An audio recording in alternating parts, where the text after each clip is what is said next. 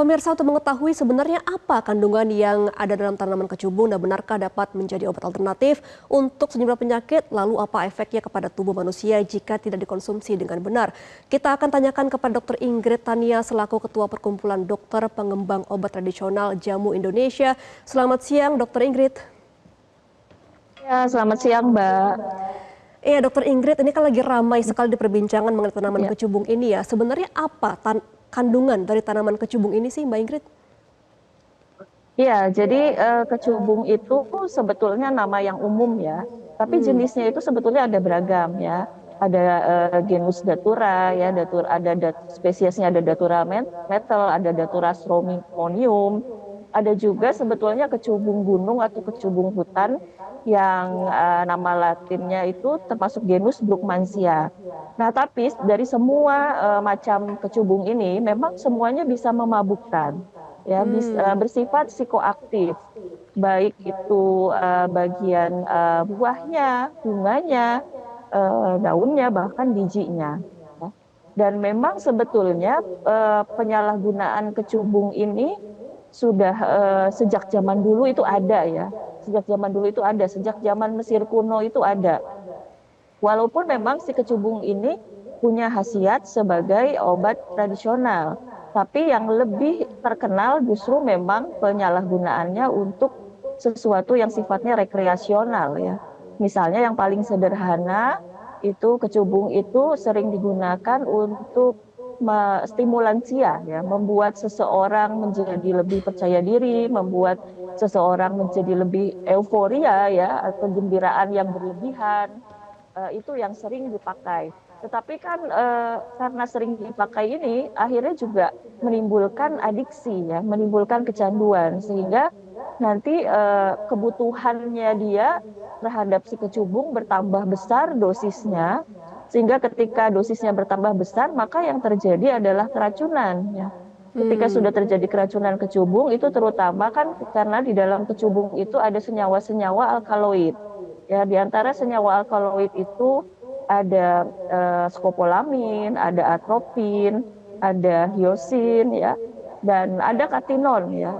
Nah, katinon ini dia mirip dengan amfetamin ya, jadi membuat seseorang menjadi terlalu euforia.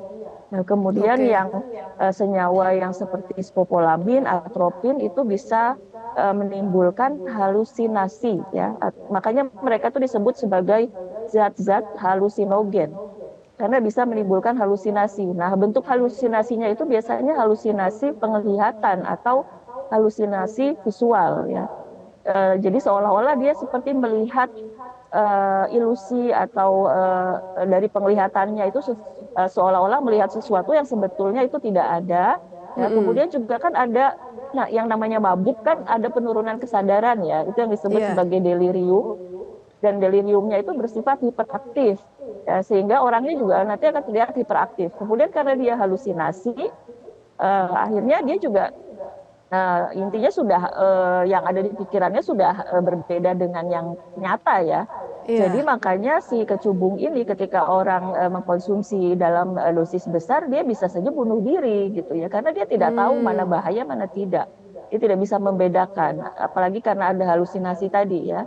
Bahkan juga bisa saja malah zaman dulu itu juga dipakai untuk kecubung ini untuk kriminal, dalam arti untuk meracuni seseorang sehingga seseorang itu malah jadi bunuh diri. Ada kasus juga misalnya di luar negeri dia menggantung diri gitu secara tidak sadar tentu saja ya, dan itu ternyata dibuat oleh pembunuhnya supaya ia terlihat seperti menggantung diri secara sadar, padahal dibuat seperti tidak sadar, dibuat tidak sadar sehingga dia menggantung diri. Jadi itu. Jadi Iya. intinya senyawa-senyawanya itu yang bersifat halusinogen adalah senyawa-senyawa alkaloid, diantaranya skopolamin dan atropin. Benar. Iya, Dokter Ingrid. Nah, kalau untuk kasus di Kalimantan Selatan ya, sampai ada yang halusinasi dan juga sampai ada kematian begitu. Nah, ini penyebabnya apakah murni mengonsumsi kecubung saja atau ada campuran zat-zat lain yang sampai akhirnya fatal? Ya. Jadi sesuai yang tadi saya sudah jelaskan, memang sebetulnya kecubung saja itu bisa ya menimbulkan halusinasi yang berat ya, terutama halusinasi visual.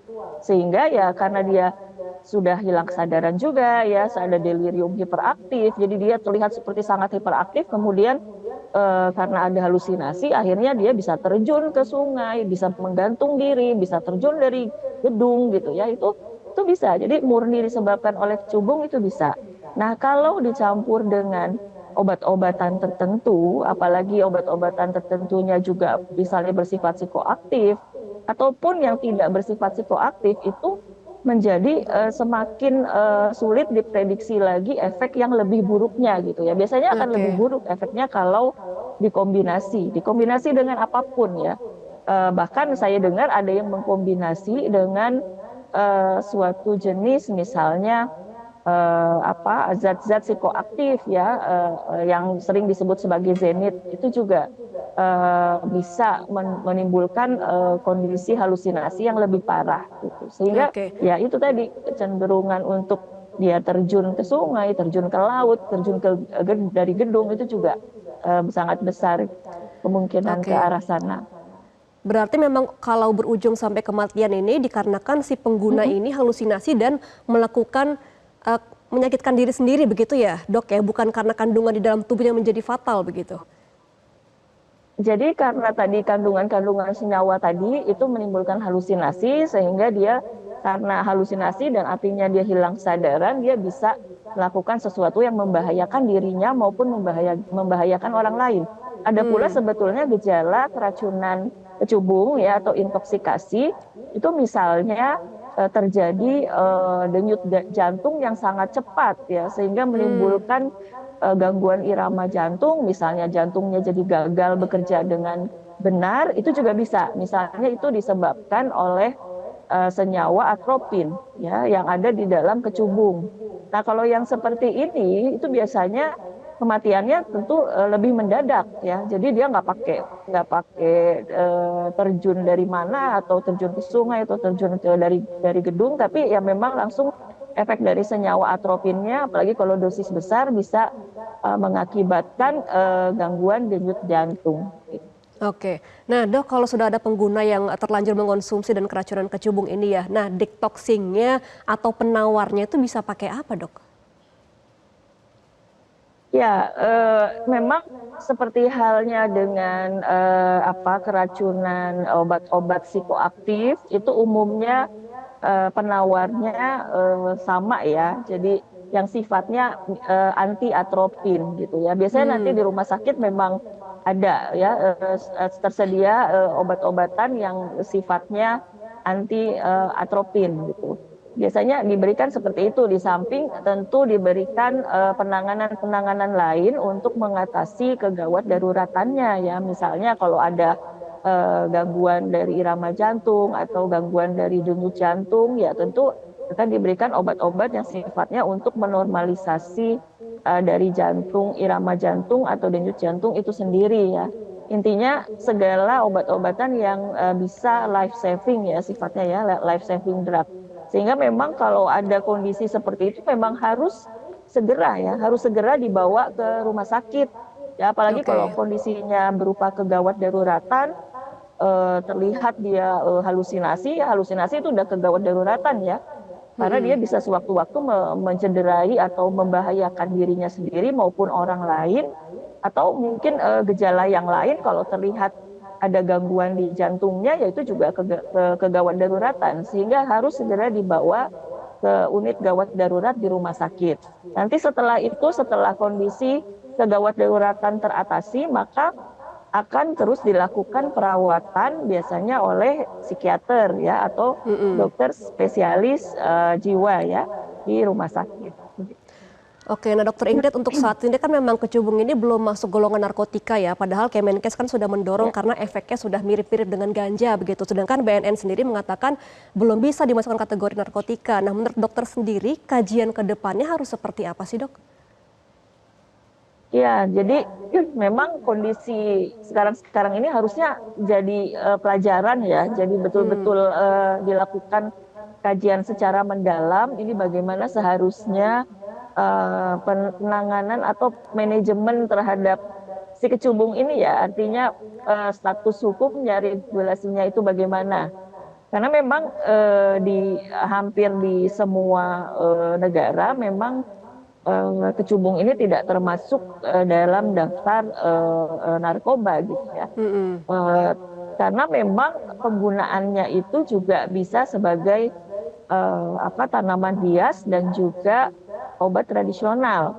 Nah, Iya. tapi karena kondisinya seperti ini ya saya tentu menghimbau agar betul-betul dilakukan pengkajian yang mendalam ya. Apakah misalnya sampai masyarakat perlu untuk dilarang menanam kecubung seperti halnya dilarang Mm-mm. menanam ganja misalnya, yaitu bisa saja gitu ya. Atau boleh nanam tapi secara terbatas, atau bentuk-bentuk regulasi yang lainnya yang artinya ada juga bisa juga kemungkinan si kecubung ini hanya diperbolehkan secara terbatas diolah menjadi suatu obat tradisional atau obat konvensional, itu juga bisa gitu ya. Jadi memang sih sampai saat ini kita belum bisa secara terang benderang menyatakan atau secara tegas menyatakan dia termasuk narkoba gitu, Mm-mm. eh, karena di balik masalah penyalahgunaan kan ada juga manfaatnya gitu ya, ada juga Baik. penggunaan lainnya yang Mm-mm. di samping penyalahgunaan. Nah, ini bagaimana memang solusinya itu perlu meminimalisir atau bahkan meniadakan atau menghilangkan adanya penyalahgunaan. Ini Baik. tentu sangat sulit ya. Baik, memang karena masih Sementara kita juga banyak ya, manfaatnya sementara kita juga juga ya dok dihadapi ya. oleh Jadi memang narkoba-narkoba harus, lain yang udah lebih jelas-jelas itu narkoba iya. gitu. Baik, kita harapkan kajian lebih mendalam untuk pembatasan dan juga penggunaan dari tanaman kecubung ini. Terima kasih Dr. Ingrid Tania selaku Ketua PDPO TJI sudah bergabung bersama kami dalam Newsline. Selamat kembali beraktivitas Dr. Ingrid. Jelajahi cara baru mendapatkan informasi. Download Metro TV Extend sekarang.